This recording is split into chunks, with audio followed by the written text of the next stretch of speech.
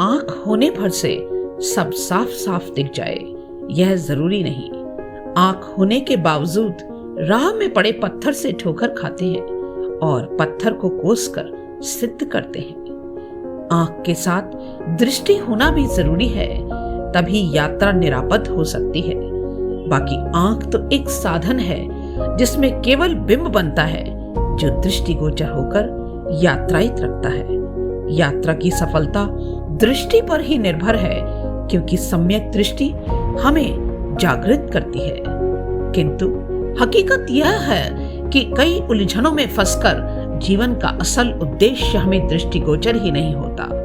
आपाधापी आत्मावलोकन के अवसर ही नहीं देती, पर कुछ घटनाएं जीवन बदलने की ताकत जरूर रखती हैं, हमें सोचने पर मजबूर करती हैं। ऐसी ही है ये कहानी।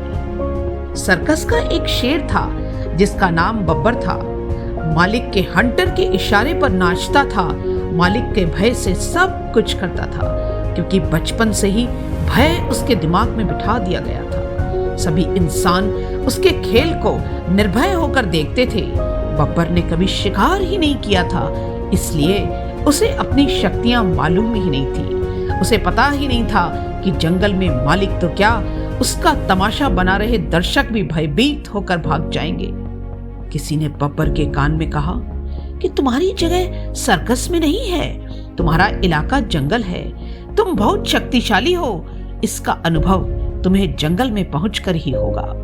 बब्बर सोचने लगा कि थोड़े काम के बदले यहाँ मुझे खाना मिलता है, जंगल में खाना कहां से आएगा।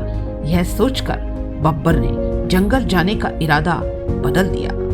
लेकिन बब्बर के किसी शुभचिंतक ने उसे बताया कि बचपन में जिन माता पिता से वह बिछुड़ गया था वो जंगल में ही मिलेंगे। यह सुनते ही बब्बर ने जंगल जाने की योजना बना ली और जंगल पहुंच गया।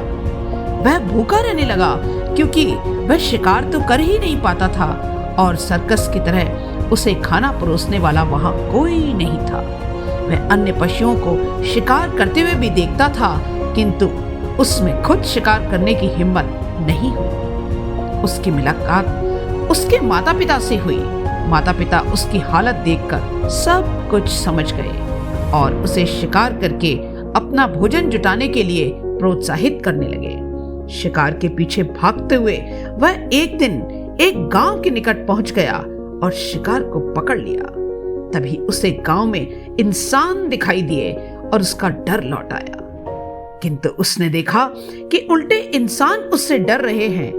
आज पहली बार वह निर्भीक महसूस कर रहा था, खुद भोजन जुटाकर आत्मनिर्भर भी। उसे एहसास हो गया था कि उसकी सही जगह कौन सी है। यदि आप भी बब्बर की भांति अपनी सच्चाई से अनभिज्ञ हैं, यदि आप भी अपने कंफर्ट जोन में जमे रहने के लिए अपने आगे बढ़ने की योजना रद्द करते हैं, तो आप कहानी में स्वयं की झलक देखकर अपनी योग्यता के अनुरूप अपने जीवन को बदलने की कोशिश जरूर करिएगा। आप करेंगे ना?